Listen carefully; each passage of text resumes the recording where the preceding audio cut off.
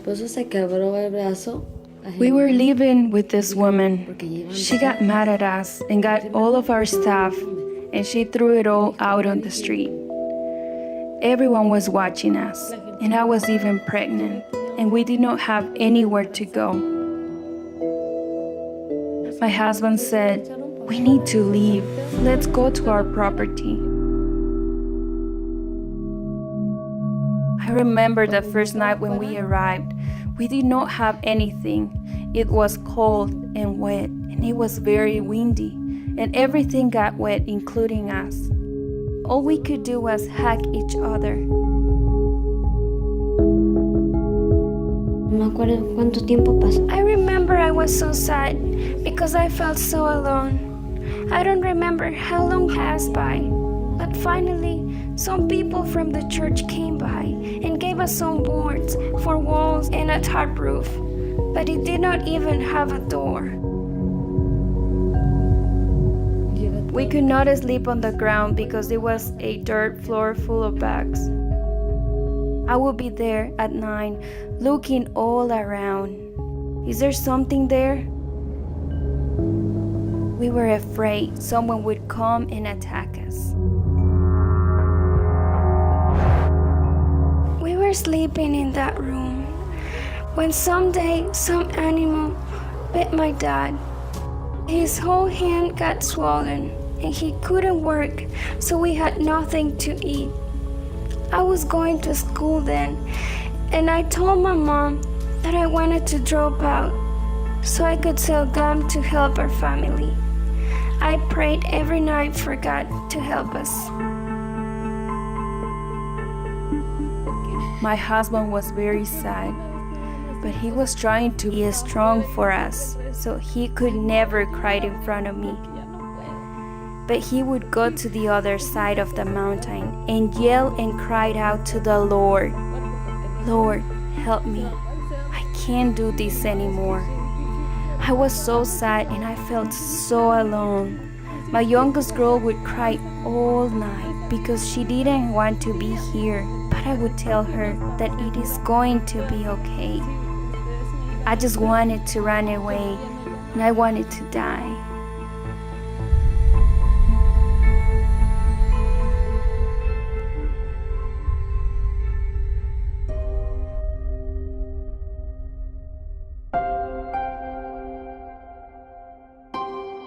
Finally, when I went to Ywam to ask them for help, I explained to them the situation that we were living in. Never, ever did I imagine that I would have a house.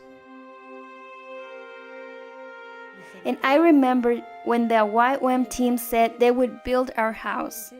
After they left, we went outside and jumping and screaming for joy, saying, "They are going to build us a house."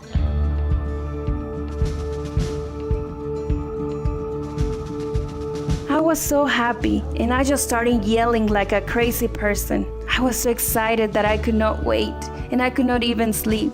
I just wanted the day to come. The first day of the build, everyone worked with so much joy and was so happy to help. My girls helped paint, and I remember that my youngest was covered in paint. She painted herself instead of the walls. Ywam treated me so well. They treated me as if I was a part of their family. It was then that I realized that I'm not alone anymore. My faith grew a lot because God answered our prayers and blessed us in a huge way. It is as if we were down in a hole and they pulled us out of the hole. When they were finally done building and they passed the keys around to every member of the team and then they gave them to me, I could not even believe it. I felt something I would never felt before. These were my keys to my house. And then, when the keys got to me, I read a letter I wrote. My heart overflows with joy. Although I have not had what other little girls have had, I know this house is forever. Although my parents could not offer me anything, or the little they could offer to me, I will always be eternally grateful to them and to you. You will always live in my heart. Thank you for giving us something to eat when we were hungry, and thank you for giving us something to drink when we were thirsty. And when we were cold, you covered us with your arms. Thank you for my house. I am so thankful to my daddy, God, for having heard my prayers. From Tanya.